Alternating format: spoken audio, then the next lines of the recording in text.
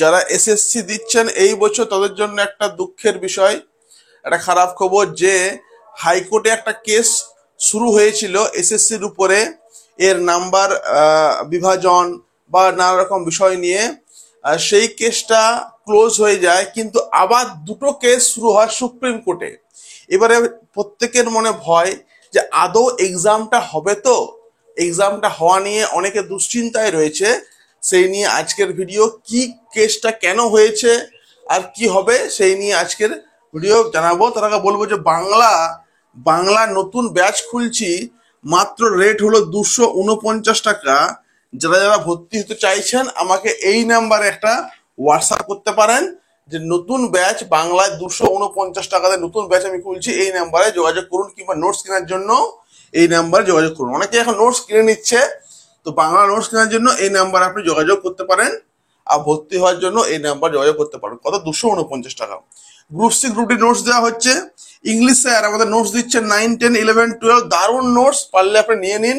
Sir এখন এখানে type করছেন group C group D notes আমি দিচ্ছি, আর ঝাড়খণ্ডের জিকে নোটস দেওয়া হচ্ছে। তো এই নাম্বারে করা আমাকে আপনি পাবেন 1, 2 আর 4, আর ইংলিশ স্যারকে 3 নাম্বারটা ইংলিশ স্যারের জন্য। তাহলে এইভাবে আমরা এগিয়ে যাচ্ছি বিএস একাডেমিতে।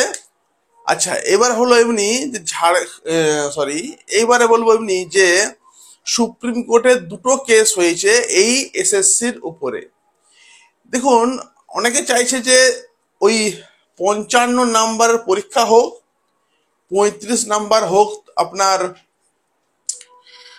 একাডেমিক, আপনার মাধ্যমিক, এইচএস, গ্রাজুয়েশনের নাম্বার থাকবে, আর 10 থাকবে ইন্টারভিউতে। তাহলে 55 আর 10-এ 65, 65 আর 35-এ হয়ে গেল আপনার 100।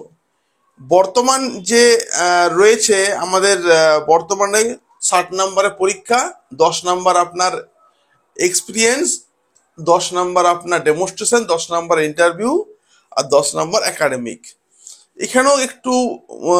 এখানেও একটু আর কি মুশকিল রয়েছে। তো যাই হোক, এইসবের উপর ভিত্তি করে দুটো কেস করা হয়েছে। সব থেকে ভালো উপায় কি হবে? সব থেকে ভালো উপায় হবে সিবিটি করা। সিবিটি মানে কম্পিউটার বেসড টেস্ট, আর 100 নাম্বারের পরীক্ষা হোক, তাহলে সব থেকে ভালো হয়। যদি এটা হয় সব থেকে ভালো, কিন্তু সেগুলো তো আমাদের রাজ্যে হয় না। আমাদের রাজ্যে কি হয়? আমাদের রাজ্যে কিন্তু সব উল্টো উল্টো কাজ হয়। একাডেমিক নিয়েও অনেক প্রশ্ন উঠছে। তো অনেকে ভাবছে যে স্যার নতুন কি এক্সাম হবে না? এক্সাম হবে, থাকুন একদম নিশ্চিন্ত। পরশু থেকে ফর্ম ফিল আপ শুরুও হবে। তো আমার মনে হয় পরশু থেকে ফর্ম ফিল আপ অনেকে যদি না করেন তাহলে ভালো, 2-4 দিন দেখে নিন, তারপরেই ফর্ম ফিল আপটা করবেন। ফর্ম ফিল আপ তো পালিয়ে যাচ্ছে না, এখন ঘরের ল্যাপটপ থেকে, মোবাইল থেকেও ফর্ম ফিল আপ আর কি হবে। তবে রিস্ক নেবেন না এইসবে, সাইবার ক্যাফে গিয়ে ভালো করে সুন্দর করে ফর্ম ফিল আপটা করবেন সময় নিয়ে। তবে 2-4 দিন পর করাই কিন্তু ভালো, একটু দেখে নেবেন সবকিছু তারপরেই।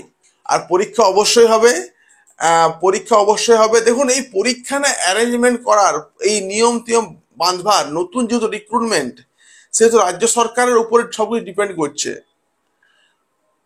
ফলে আমার মনে হয় না সুপ্রিম কোর্ট এটাতে হস্তক্ষেপ করবে। তো দেখা যাক, সুপ্রিম কোর্ট অর্ডারে কিন্তু এক্সামটা হচ্ছে, আর সুপ্রিম কোর্টে কিন্তু সর্বসর্বা। তো এটুকু বলবো যে পরীক্ষা হবেই, আর পরীক্ষা হবেই, পরীক্ষা নিয়ে কোনো চিন্তা করবেন না। শুধু চেঞ্জ হতে পারে ওই মার্কসটা, 55 নাহলে 60 কিছুটা হতে এমনি আর কি পারে। দেখা যাক কি হয়। এই নোটস দেওয়া হচ্ছে এখান থেকে, পারলে ফোন করুন, নোটস নিয়ে নিন। এদিক ওদিক এদিক ঘুরবেন না, ঘুরলে নিজেরই শরীরটা খারাপ হবে আর সময় নষ্ট কিন্তু হবে। নোটস নিলে কি হবে? পড়া শুরু করবেন, আপনার কাজটা কিন্তু হবে। Thank you everyone.